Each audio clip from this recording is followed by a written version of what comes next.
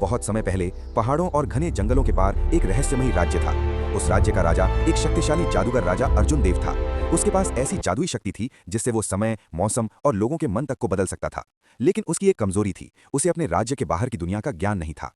उसी समय दूसरी ओर वैज्ञानिक ब्रूस बैनर एक खतरनाक प्रयोग के बाद हलक में बदल चुका था। जब भी उसे गुस्सा आता, वो हरा, विशाल और बेहद ताकतवर बन जाता। एक दिन हलक गुस्से में जंगलों को पार करता हुआ उसी जादुई राज्य में पहुंच गया। राजा अर्जुन देव ने जब आसमान से जमीन को देखा, उसने अपने जादू से हलक को महल में बुला लिया। तुम कौन हो राक्षस? राजा ने पूछा। हलक ने गरजते हुए कहा, हलक राक्षस नहीं, हलक मजबूत है। राजा ने सोचा कि अगर वो हलक की शक्ति को अपने नियंत्रण में कर ले तो वो पूरी दुनिया का राजा बन सकता है। उसने हलक पर जादू किया, लेकिन जादू हलक के गुस्से के सामने टिक नहीं पाया। जादू टूट गया और महल कांप उठा। तभी हलक ने देखा कि राजा डर गया है। पहली बार हलक को गुस्सा नहीं बल्कि दया आई। ब्रूस बैनर की आवाज भीतर से आई, शक्ति का सही इस्तेमाल जरूरी है। हलक ने राजा को नुकसान नहीं पहुंचाया, उल्टा उसने महल को गिरने से बचा लिया। राजा अर्जुन देव को अपनी गलती समझ आ गई। उसने अपनी जादुई शक्ति से राज्य को और बेहतर बनाने का वादा किया। राजा ने हलक को धन्यवाद कहा और उसे सुरक्षित रास्ता दिखाया।